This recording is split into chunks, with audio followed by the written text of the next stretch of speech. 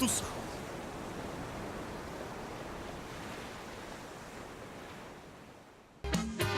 ¡Va! ¡Qué sonido tan bueno, oye! ¡Qué bueno estar con ustedes a esta hora! Y me gusta ese mensaje. En una sola baldosa, oye, echado para adelante. La vida hay que hacerla así, la vida hay que hacerla con muchas ganas, con mucha fuerza. Hay que sobreponerse a toda situación difícil. Va, uno puede vencer las dificultades y uno puede vencer los problemas. Y yo creo que tú lo puedes hacer. Vamos, ánimo, fuerza. Y es mi primer mensaje a esta hora en Temas con Alberto Linero. Hoy estoy con un profesor amigo, con Francisco Vázquez, de la Pacho. Cuánto gusto verte, hombre. Encantado. ¿Cómo estás? Adelante. Bien, bien, bien. Bienvenido. ¿Cómo vas, Pacho? Bien, gracias a Dios. Bien. Tenía bien, rato bien, yo que no te trabajando. veía. ¿Cómo andabas tú? Rato. ¿En qué andas? Bien, trabajando duro en una universidad de acá de Barranquilla, haciendo lo mejor posible con los Docente chicos. siempre, ¿no? Ya no en la docencia, en la ¿Ya no? parte administrativa, más que todo. en la parte Sí, administrativa. trabajando en el departamento de publicaciones, editando revistas, etcétera, etcétera. En eso estamos. Qué bueno. A Pacho lo conocí por allá, en los años 90. Trabajábamos juntos en el seminario, Seminario mayor. mayor, En el así seminario es. mayor éramos profesores, ¿eh? Él de psicología, obviamente, y yo en esa época trabajaba algunos temas de filosofía y de teología. Pacho, mira, yo quiero varios temas, quiero conversar contigo. Hablamos mucho de la inteligencia emocional, hablamos mucho de eso. Sí. De esa capacidad de conocer nuestras emociones, de aceptar nuestras emociones, de manejar nuestras emociones, que supone controlarlas y que supone dirigirlas en función de unos proyectos. Correcto. ¿Por qué es importante la inteligencia emocional? Aclaremos algo primero. ¿Vale? Esto de controlar la inteligencia emocional o controlar las emociones, hay un sector del gremio de psicólogos como que no le cuadra mucho, Ajá. pero es que hay que saber entender el término control. No, no es represión. No es represión. De entrada, esa es la primera aclaración. No es represión. Lo que hablamos en inteligencia emocional es la autorregulación de las emociones. Sí. Cómo yo, de manera consciente, soy capaz de expresar las emociones en un contexto, en un lugar determinado, en la intensidad correcta, etcétera, etcétera, pero desde el dominio propio, desde mi conciencia, desde mi razonar, desde mi inteligencia. Entonces yo tengo el dominio de ellas, yo tengo el control de ellas, es en ese sentido, nunca reprimirlas, para nada. Sí, no, porque reprimir termina ocasionando otros problemas. Por supuesto, y esas emociones que uno reprime tarde o temprano terminan saliendo de la manera en que tú menos esperas. Dicen que hasta se somatizan. Inclusive, sí, terminas tu organismo reventándose, y permítame la expresión un poco fuerte, termina reventándose ante tanta represión de esos estados emocionales. De hecho, empiezas a manifestar cualquier cantidad de sintomatología.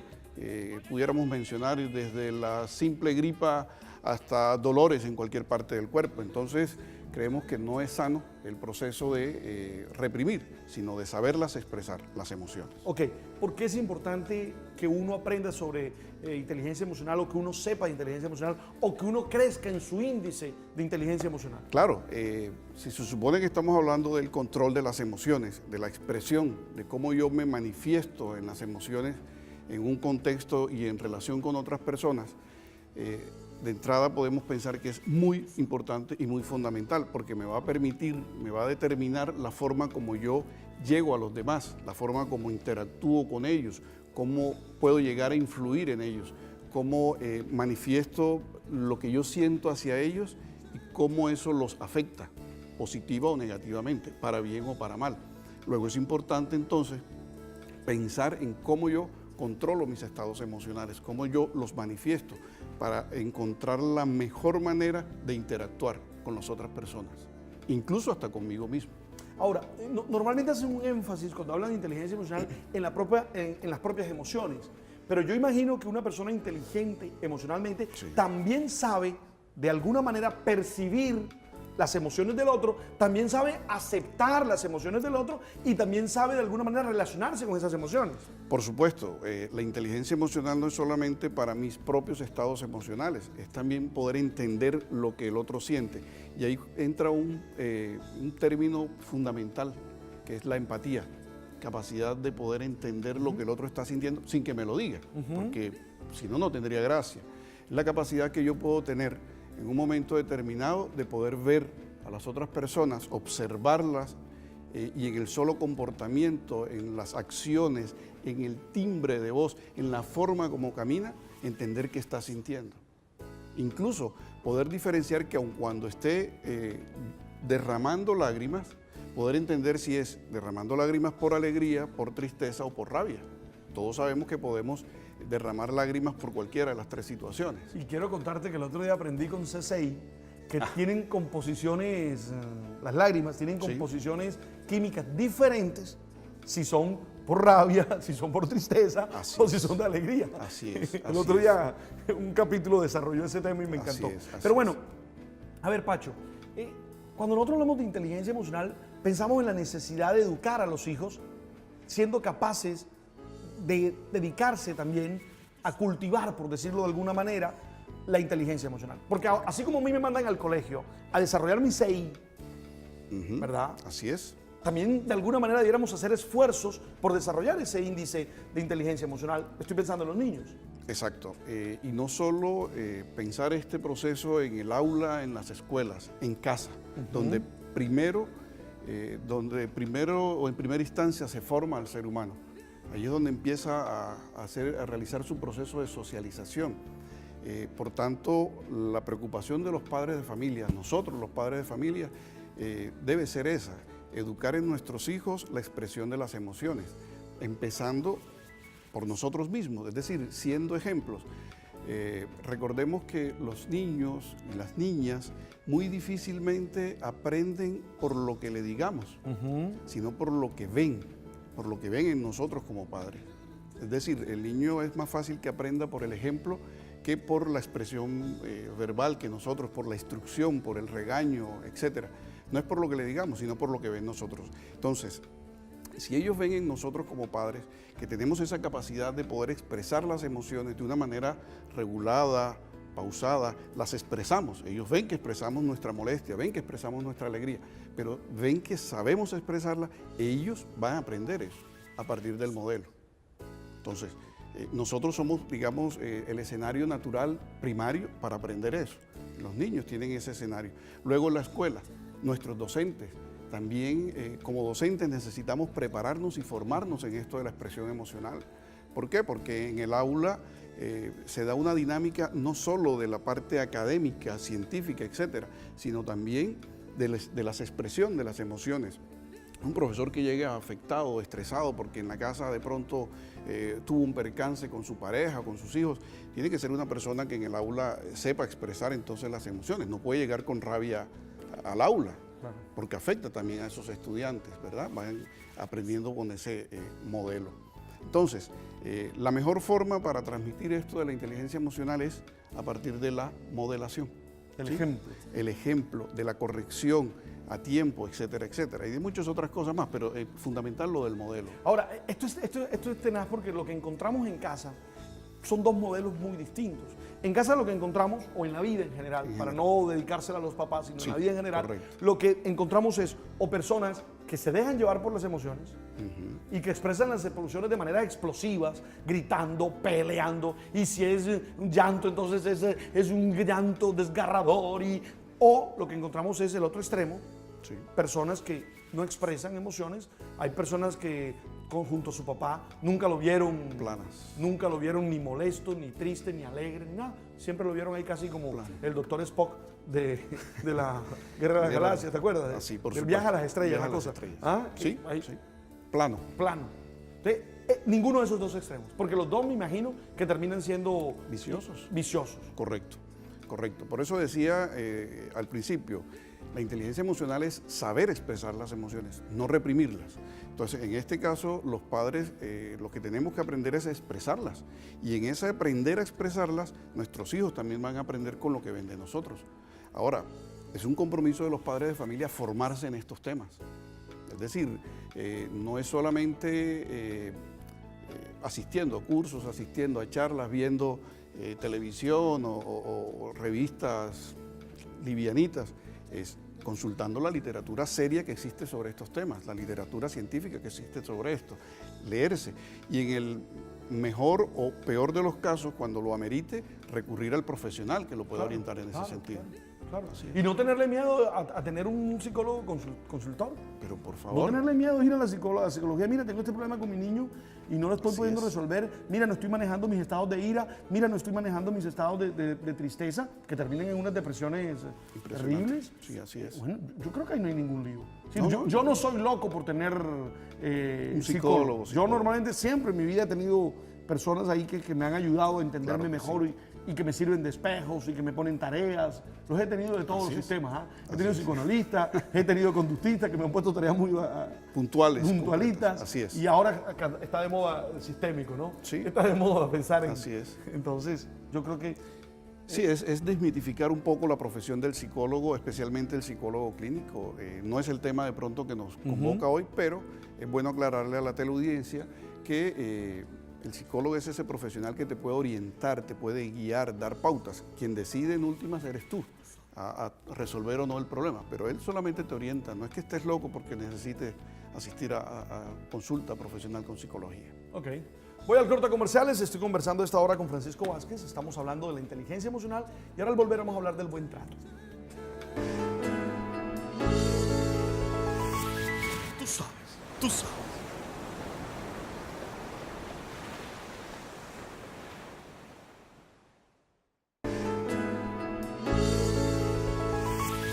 Tú sabes, tú sabes.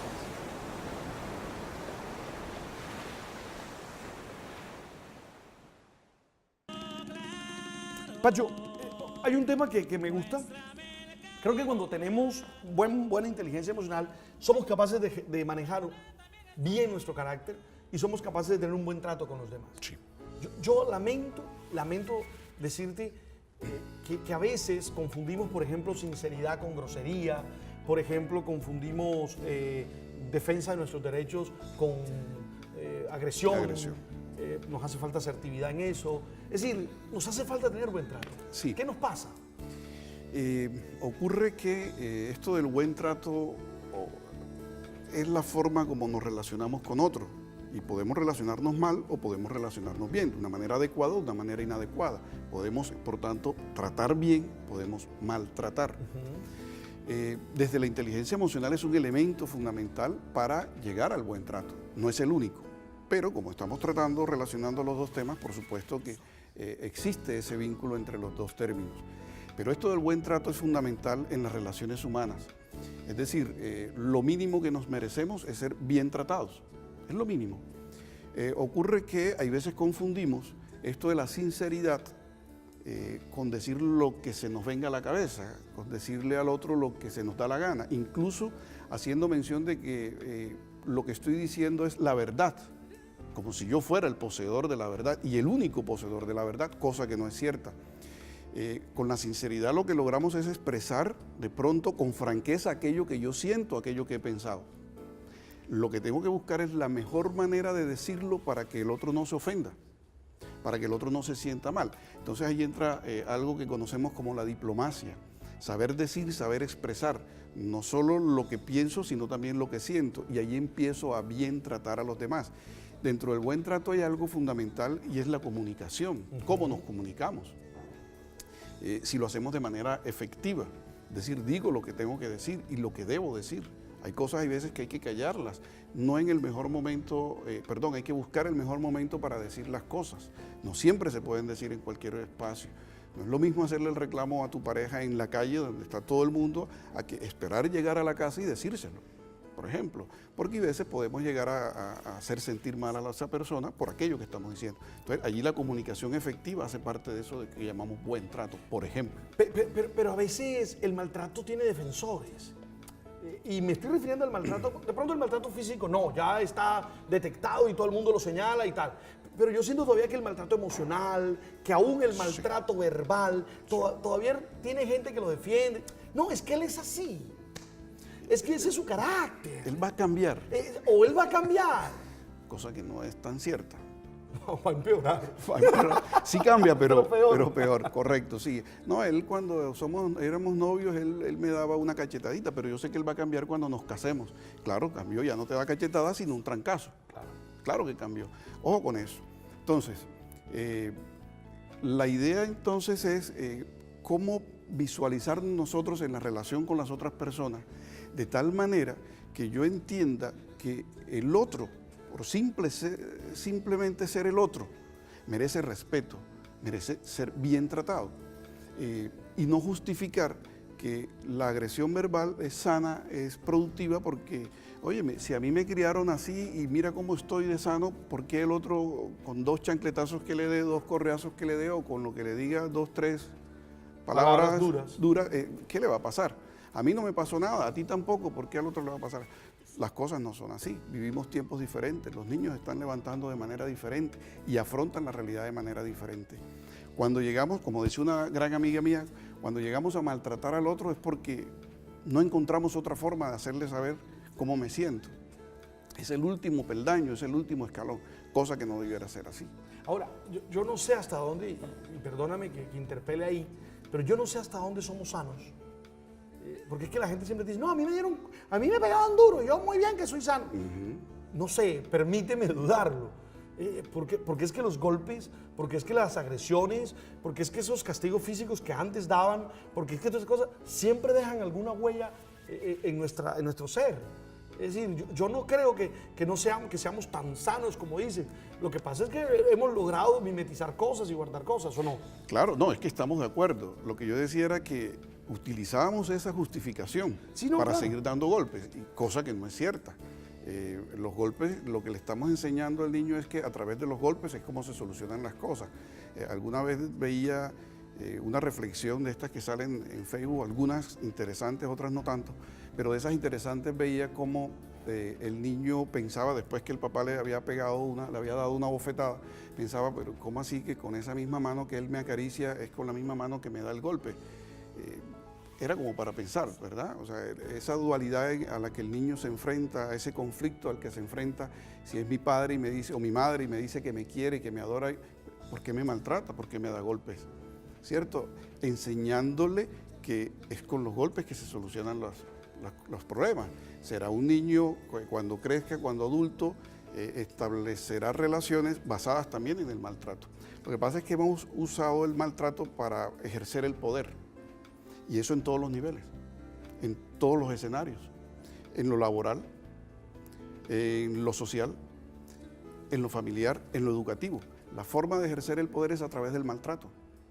Eso es lo que hay que desmontar. Entonces, el buen trato surge como esa posibilidad de poder interactuar respetando al otro, aceptando al otro, legitimizándolo. Ahora, pero la gente cree que si trata bien al otro, el otro se la va a montar. Hay gente que dice, yo pelo los dientes primero, porque es que si no... Correcto. Sí, es que una cosa es ser manso y otra cosa es ser menso, como he escuchado que por allí dice.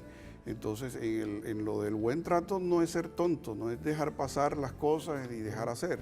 Es tratar bien al otro, respetándolo, comunicándome bien con él, aceptando la expresión de sus emociones, pero también haciéndole saber que tiene que respetarme y que debe también bien tratarme.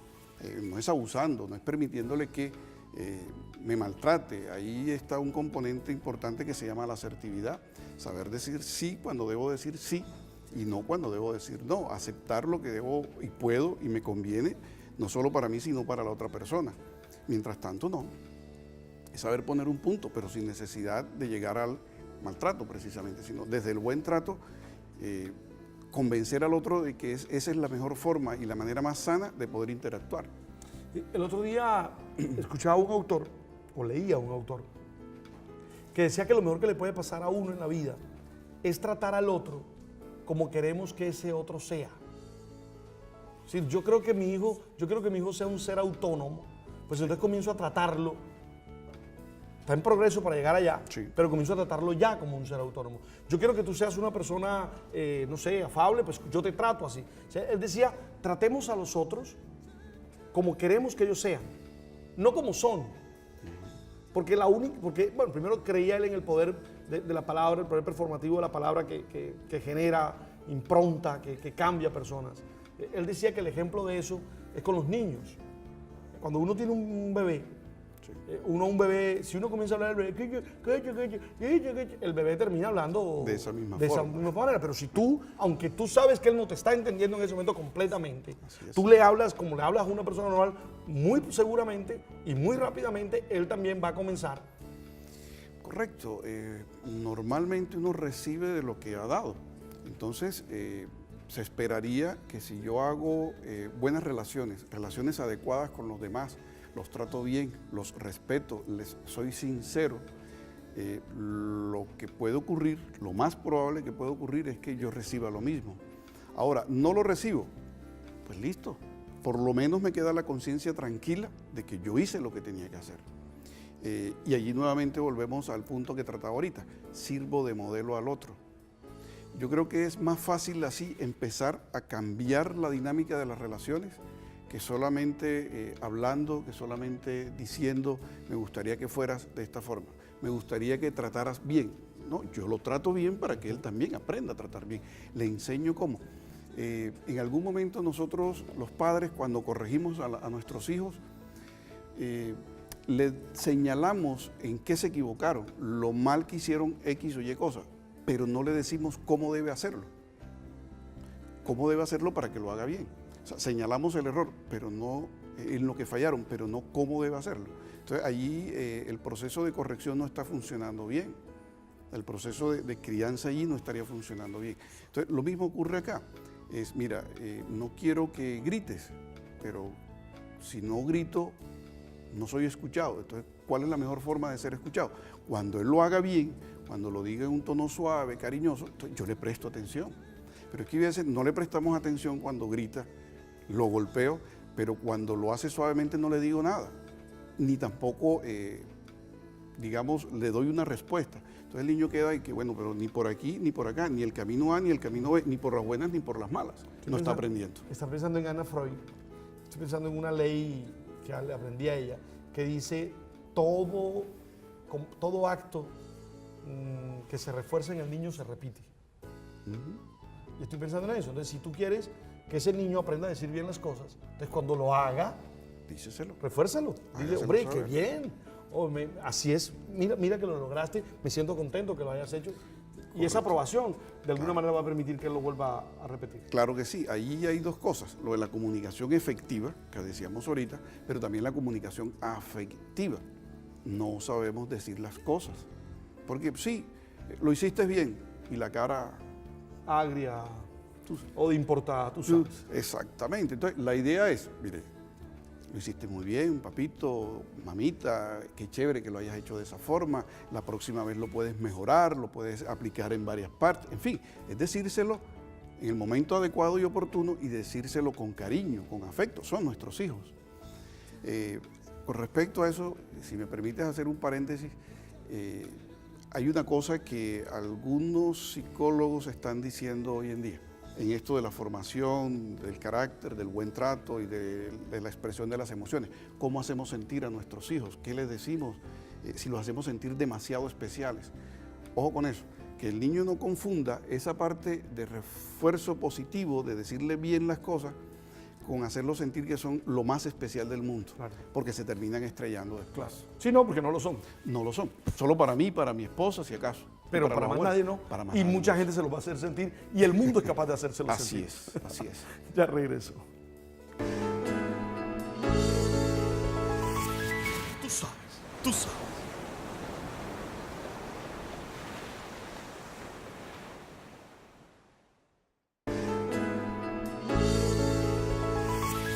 Tú sabes, tú sabes.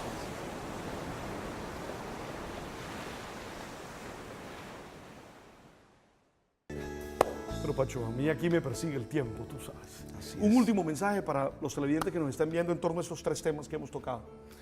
Claro, miren, como padres, como docentes, como seres humanos, es fundamental que empecemos a hacer un proceso de observación de nuestras emociones, cómo las expresamos, cómo soy yo cuando tengo rabia, qué hago cuando tengo rabia, qué hago cuando estoy alegre. Esto me va a permitir a mí controlar, manejar la expresión emocional, no reprimirla, saberla expresar. Me va a permitir, por tanto, saber tratar a las demás personas, comportarme en contexto, respetando al otro, haciéndolo sentir bien y manifestando afecto. Esto le permite a los demás y fundamentalmente a nuestros hijos, que son la generación del futuro, a crear una sociedad cada vez más sana y de convivencia pacífica. Tratarnos bien lleva a la convivencia sana y pacífica. Muy bien. Pancho, muchas gracias por venir. Con gusto. Dale, todo lo bueno. gusto. Gracias por estar ahí un momento. Y a ustedes gracias por venir también, gracias por aceptar la invitación. Nos vemos mañana. Chau.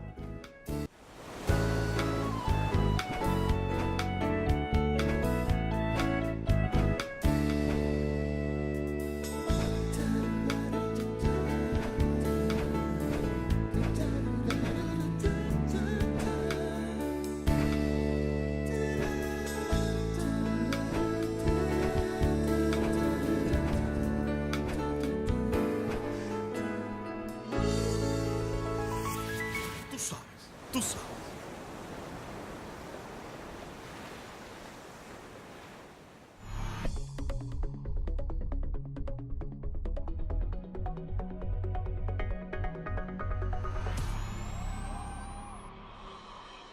Sí, no, porque reprimir termina ocasionando otros problemas. Por supuesto. Y esas emociones que uno reprime tarde o temprano terminan saliendo de la manera en que tú menos esperas. Dicen que hasta se somatizan.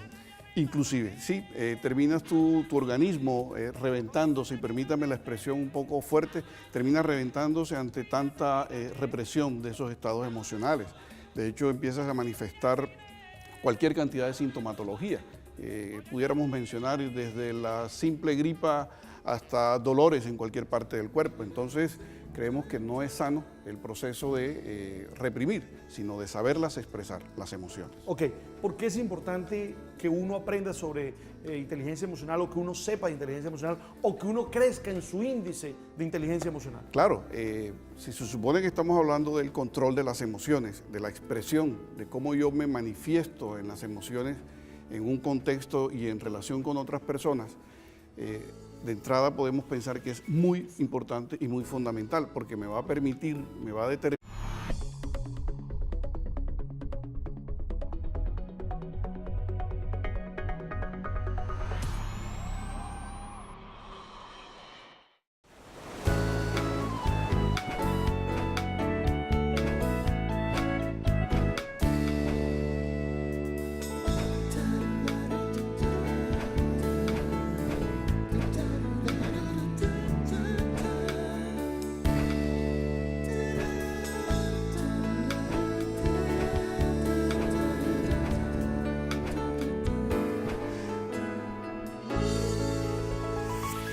Tú sabes, tú sabes.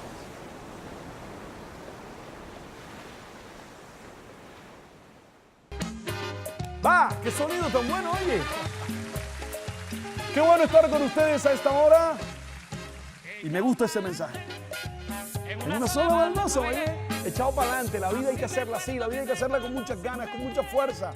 Hay que sobrepasar las emociones, de aceptar nuestras emociones, de manejar nuestras emociones, que supone controlarlas y que supone dirigirlas en función de unos proyectos. Correcto. ¿Por qué es importante la inteligencia emocional?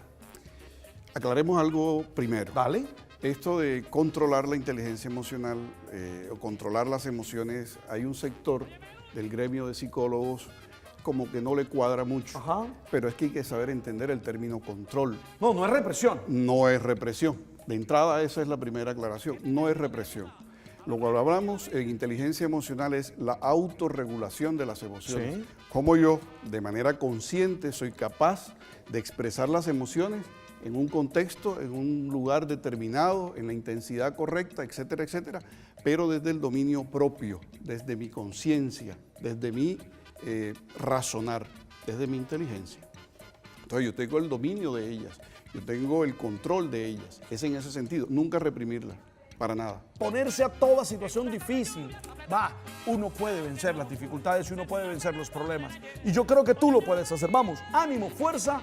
Y es mi primer mensaje a esta hora en Temas con Alberto Linero. Hoy estoy con un profesor amigo, con Francisco Vázquez de la Pacho. Cuánto gusto verte, hombre. Encantado. ¿Cómo estás? Adelante. Bien. Bienvenido. ¿Cómo vas, Pacho? Bien, gracias a Dios. Bien. Tenía bien, rato bien, yo que no te trabajando. veía. ¿Cómo andabas tú? Rato. ¿En qué andas? Bien, trabajando duro en una universidad de acá de Barranquilla, haciendo lo mejor posible con los Docente chicos. siempre, ¿no? Ya no en la docencia, ya en la ¿Ya parte administrativa, más que todo. en la parte Sí, administrativa. trabajando en el departamento de publicaciones, editando revistas, etcétera, etcétera. En eso estamos. Qué bueno. A Pacho lo conocí por allá, en los años 90. Trabajábamos juntos en el seminario, mayor. En el así seminario es. mayor éramos profesores. Él de psicología, obviamente, y yo en esa época trabajaba algunos temas de filosofía y de teología. Pacho, mira, yo quiero varios temas, quiero conversar contigo. Hablamos mucho de la inteligencia emocional, hablamos mucho de eso.